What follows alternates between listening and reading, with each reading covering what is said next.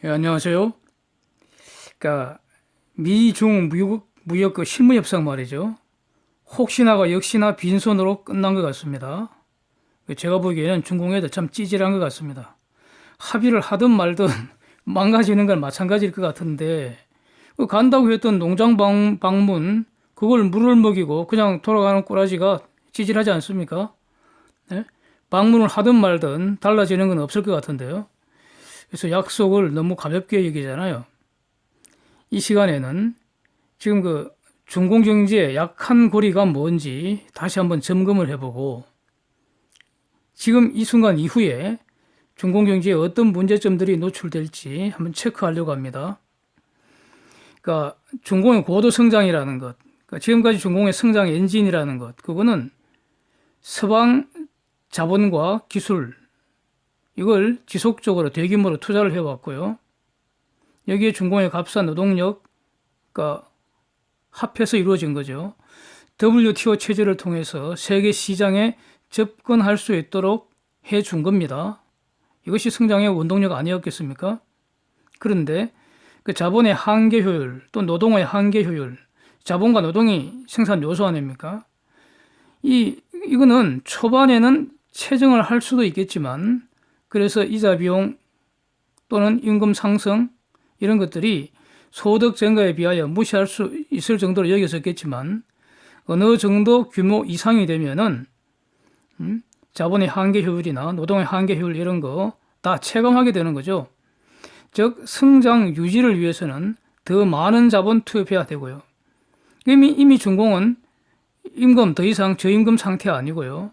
환경이나 노동 등 각종 규제 비용 증가하는 상황이죠. 그래서 성장 유지하려면 즉 비용 이상 벌어들이려면은 생산성 향상이 필수적이라고 할 수 있습니다. 근데 이게 안 된다는 거죠. 생산성 향상이 항시적으로 효율적으로 이루어지는 것이 이걸 지금 인간이 역사상 가장 효율적으로 이렇게 정리되어 있는 것이 바로 자유시장 경제 질서 아닙니까? 치열한 경쟁이 한정된 자원을 가장 효율적으로 배분되도록 한다는 거 아닙니까? 예? 그런데 중공은 국가자본주의 계획경제 체제이잖아요. 자원 배분이 시장의 경쟁 기능이 아니라 소수의 그 계획 권한을 가진 그 소수의 그 사람들, 결정권자들이 그 사람들의 선호나 이념 등에 의해서 결정되고 그래서 비효율과 낭비가 초래된다는 거 아닙니까? 이게 지금 수십 년 동안 쌓여 있다는 거죠. 중공의 그 생산성 정체 현상은 이미 오래전부터 시작된 겁니다. 시장경제, 계획경제의 장단점 논하는 초기에 이미 이론적으로 치열한 논쟁을 거쳐서 논리적으로 한번 검증이 됐고요. 그 다음에 중공이 실정적으로 지금 보여주고 있죠. 소련도 그렇게 망한 것이고요. 적어도 금융위기 대략 10년 전서부터 생산성 향상이 거의 정체되었다는 겁니다. 중공정부와 세계은행의 연구 결과 공통으로 발표된 겁니다. 일종의 중공이 자백한 거죠. 중공 경제 지금 생산성 향상이 거의 정치된 거나 같다 이렇게. 경제의 효율성, 이 혁신성 측정하는 지표 중에 하나 이게 바로 토탈 팩트 프로덕티비티라는 거. 이 값이 경제 위기 전 10년간 3.51%였는데 경제 위기 후 10년간 1.55%로 추락했다는 겁니다. 반토막 이상 박살이 난 거죠. 이것이 중공의 내부적 근원적 문제점이라고 할 수 있겠습니다. 비유로 쉽게 말씀드리면 빚내서 공장 짓고 도로, 항만, 공항 다 깔았는데 이 비용이라는 게 바로 이자하고 임금 이런 게 비용 아닙니까? 비용 제하고 나면 남는 것이 별로 없다. 적자 난다. 근데 적자는 지속될 수 없잖아요. 그러면 버티다가 결국 부도 처리되는데 이 버티는 것에는 국가의 보조금이 포함된다는 거죠. 그래서 중공경제는 미중 무역전쟁 이전부터 이미 망가지고 있었다고 보는 거죠. GDP 추이나 경상주의 수지 추이 한번 보십시오. 이거 뭐 매우 익숙한 그림 아닙니까? 그래서 미중 무역 전쟁은 이 망가지는 속도를 더 빨리, 더 심각하게 할 뿐이라고 봅니다. 작년부터 시작된 그 본격적인 무역 전쟁의 여파가 금년부터 지금 그 표면화되는 거 아닙니까? 하반기 후 더 가속될 테고요. 이런 것들이 지금 여러 지표로 확인이 되고 있습니다. 내년에는 지금보다도 훨씬 더 힘들어질 것이라고 봅니다. 그 세계은행 보고서 보면요, 중공의 이 문제를 해결하기 위해서 세 가지 방안을 제시를 했습니다. 결국 이건 지금 중공 정부와 합동으로 만든 보고서니까, 그 보고서 그 해결 방안 내용은 세 개. 1번 효율적 자원 배분을 해야 된다. 자원 배분의 효율성 높여야 한다. 두 번째, 첨단 기술 혁신 더 가속적으로 수용해라는 겁니다. 세 번째, 기술 혁신 위해서 지적재산 보호, 특허권 보장 이런 거 실효성 높여라 이런 겁니다. 이걸 제가 이제 자세히 한번 이렇게 따져봤습니다. 효율적 자원 배분이라는 거, 이것은 특히 국영기업의 개혁, 리폼을 포함하는 것입니다. 보조금 없애고 시장에서 경쟁력 없는 조직은 과감히 도태시켜버려야 합니다. 즉, 부도는 좋은 것입니다. 아름다운 겁니다. 부도는 성장통이라고 할 수 있습니다. 중공의 저 많은 그런 부실기업들 다 살릴 수 없다는 겁니다. 정부가 관련 첨단 산업의 특성을 더 잘 이해하고 이렇게 대응할 수 있어야 한다. 한마디로 중공정부가 좀 더 스마트해져야 한다. 뭐 이런 의미로 저는 해석이 되는데, 즉 중공정부 지금 멍청하다고 욕하는 말 아닙니까? 그런데 스마트해지고 싶다고 스마트해집니까? 공부 잘하고 싶다고 잘해지나요? 치열한 경쟁 속에서 오랜 세월 동안 겨루어 펴하는 자 스스로 물러나고 생존하는 자들의 평균적인 수준이 올라가는 거, 이게 실력이죠. 그런데 지금 이런 시스템이 안 갖춰져 있다는 거 아닙니까? 두 번째, 첨단 기술과 혁신 더 가속적으로 수용을 하라. 이것은 중공이 다른 국가들의 최첨단 기술 적극적으로 수용하라. 시장을 더 개방하라. 뭐 이렇게 지금 그 뜻을 받아들여지는데, 이거 하려면 이제 전제가 있어야 될 거 아닙니까? 지금 다 미국이 요구하는 것이죠. 세 번째, 중공 자체적으로 기술 혁신을 위해서 지적재산 보호 더 해야 될 거다. 이거 지적재산은 그야말로 재산권이라는 겁니다. 사유재산의 일종이라는 겁니다. 특허권 보장 실효성을 높여야 한다. 이렇게 지금 그 방안을 제시하고 있는데, 이것은 그러니까 중공 내부, 중공 자체의 기술 혁신 위해서 이 지재권 보호 실효적으로 국제적 수준으로 보장하라. 이런 그 권고입니다. 이렇게 하면은 지속적 성장이 가능하지만 이거 안 하면 망가진다는 것입니다. 중공도 이 사실 잘 알고 있을 것입니다. 그래서 나름대로 치열하게 계획하고 실행하고 있다고 보여집니다. 그러나 이 세계은행은 국가 주도와 시장 간에 적절한 균형이 필요하다. 이런 식으로 얼버무리고 마는 것 같습니다. 안고는 국가는 방 빼고 시장에 대폭 맡겨야 한다는 거 아닙니까? 그런데 중공은 이렇게 못하죠. 공산주의 이념을 부릴 수 없는 거 아닙니까? 여기에 중공 내부의 강경파, 온건파, 공산당파, 시장주의파 이렇게 투쟁이 치열하게 전개되는 것으로 보입니다. 그러나 저는 어떤 경우든 중공은 결국 현재의 그 중공 경제체제에 크게 실패할 것으로 봅니다. 세 가지입니다. 기술 절벽, 기술 막아버리고요. 시장을 막아버리잖아요. 예? 미국이 지금 기술 막고 있잖아요. 중공도 나름대로 기술 혁신 능력이 있습니다. 이것을 부정하는 것은 절대 아닙니다. 그런데 그 기술이라는 거 글로벌 시장에서 치열하게 경쟁을 하면서 서로 조금씩 더 나은 것으로, 그래서 최상의 것으로 발전하는 것이죠. 이걸 지적재산권 보장한다 그럴 때 크로스 라이선싱 또는 우리말로 상호 실시권 제도, 이런 걸로 제도화되는 겁니다. 그런데 중공은 이 기술의 완전 경쟁 시장에서 퇴출되고 있잖아요. 나를 최고로 만드는 것은 나의 최고의 경쟁자들입니다. 예? 나보다 더 나은 그 무서운 경쟁자들이 있기 때문에 내가 경쟁력을 유지할 수 있는 거죠. 거기서 퇴출당하지 않고 살아남기 위해서 이제 죽을 힘을 다해서 노력을 하니까. 그런데 예? 최고의 경쟁자들과 더 이상 경쟁할 수 없게 되는 거 아닙니까? 이거 기술 막아버린다는 게 그런 뜻 아닙니까? 기술 무인도가 되는 거 아닙니까?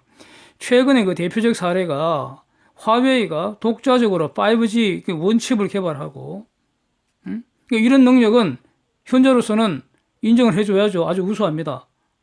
그리고 이것으로 5G 폰을 만들었다는 거 아닙니까? 그런데 구글 사용 못 하잖아요.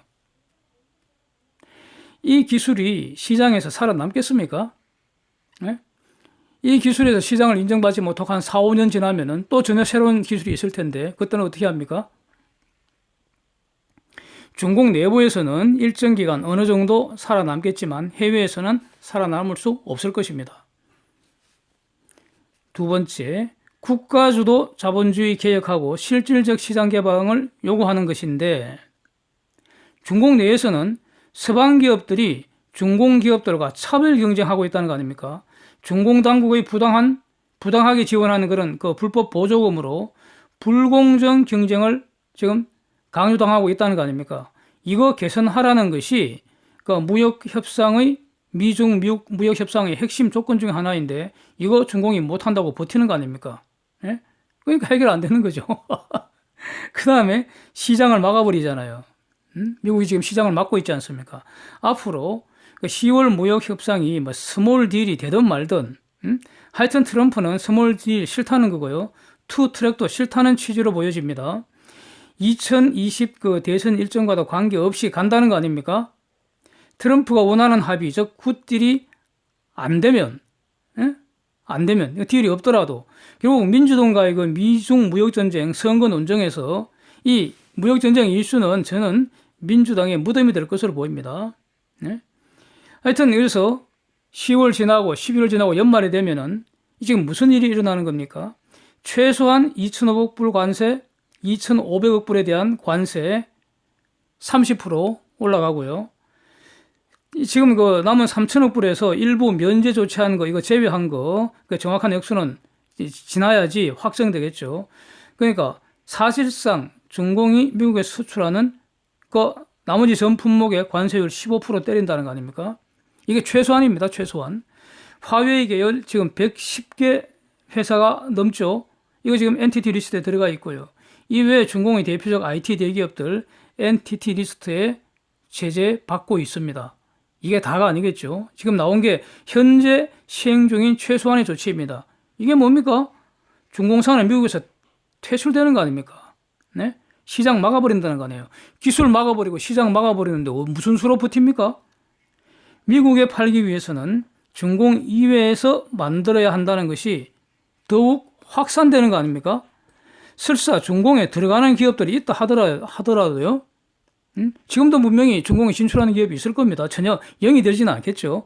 이거는 중공의 내수를 보고 들어가거나 아니면 미국 이외 지역 수출을 보고 들어가야 하기 때문에 이거 숫자도 계속 줄게 되고요. 액수도 줄게 되는 겁니다. 이미 중공은 고비용에다가 각종 규제로 사업 매력이 현저히 떨어지고 있는 중이 아닙니까? 즉 들어가는 기업보다 떠나는 기업이 급증할 것이고요. 여기에는 떠나는 기업에는 중공의 토종 기업들도 예외가 아닐 겁니다. 예? 미국이 팔지 못하는데 어떻게 무슨 수로 그 경쟁력을 유지할 수 있습니까? 차라리 베트남이나 인도에서 만들어서 중공에 수출하는 게 낫잖아요. 중공이 수입해서 파는 게 낫잖아요. 만약에 여기에 내수가 있다면. 그래서 중공의 토종 기업들도 떠나는 것이고요. 중공 갑부들도 떠나는 것이죠. 이게 바로 경상수지 지속적으로 쪼가들고 있는 그 배경이 아니겠습니까? 지금 그 경상수지가 거의 똔똔으로 지금 그 겨우가 수지 맞추는 걸로 지금 나타나고 있는데 이러면 내년 이후에 경상수지 지속적으로 적자 가능성 배제할 수 없겠죠. 그러면 외환 보유고 지속적으로 감소할 수 있고요. 예? 수입은 줄고 비용은 줄지를 않고 오히려 더 늘 수 있죠. 환율 올라가니까, 유한 환율 올라가니까. 중공은 기본적으로 수입을 해야 하기 때문에 환율 올라가면은 내부 물가 올라가고 이게 다 비용 늘어나는 거죠. 적자 지속되는 거죠. 그러면 부도 급증하고 부도 신기록 갱신 행진하게 되겠죠. 네? 지금도 자본 통제 시행되고 있는데 더 강화될 것이고요. 유한 환율 더 올라가야 될 것이고요. 그래서 한마디로 경제 위기가 악화되는 겁니다. 배고프면 싸움질하게 마련이죠. 그래서 중공 내 정치 상황 더 힘들어질 거라고 봅니다. 적은 내부에 있다고 하는데 이 말은 중공도 예외가 아닐 것으로 봅니다. 중공 문제 해결은 결국 공산주의, 일당 독재, 종신 독재 이거 허물어 뿌리고 자유민주주의 시장경제 질서 이거 실질적으로 보장될 때 비로소 미국과의 무역전쟁, 종전협상으로 해결되지 않겠습니까? 비로소 제대로 된 미중 간의 그 무역협정이 체결되지 않겠습니까? 그전에는 힘들 것 같습니다. 그래야지 중공 경제가 안정되는 거죠. 이때는 중공 경제는 그래서 자연스럽게 중공 경제는 해체돼 버리는 거고 자유 중국 경제가 되겠죠. 네. 얼마나 시간이 걸릴지는 중공이 앞으로 대응 전략, 또 여기에 맞서는 미국의 대응 전략, 또 중공 사람들의 태도 등에 의존되지 않겠습니까? 세상은 지금 열려 있기 때문에 중공이 결국 막지 못하려고 봅니다. 앞으로 지속적으로 주목해 보겠습니다. 오늘 아침에 인도의 법인세 대폭 인하 이 내용 소개해 드렸는데, 인도가 금리도 팍 낮추고 통화 공급도 늘리고, 즉, 금융 완화 정책을 실시하면서 법인세도 화끈하게 인하했다는 겁니다. 그래서 그 이후에 다른 뉴스에 또 아주 재미나는 기사가 나와서 소개해 드립니다.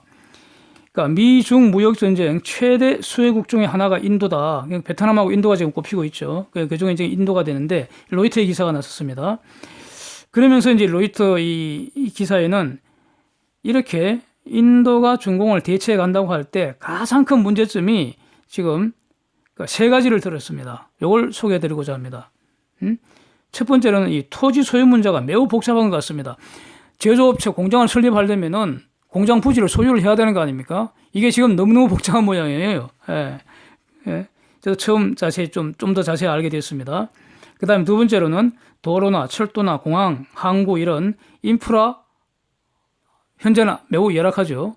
예, 상대적으로 중공은 좀 더 낫죠. 예. 그 다음에 이 파워, 전력의 공급 문제, 전기 공급해주는 문제, 이거 전력 안정적으로 충분히 공급해주는 문제, 이런 것들이 지금 가장 시급한 인도의 3대 문제점이라고 이제 기사를 보도를 하고 있습니다.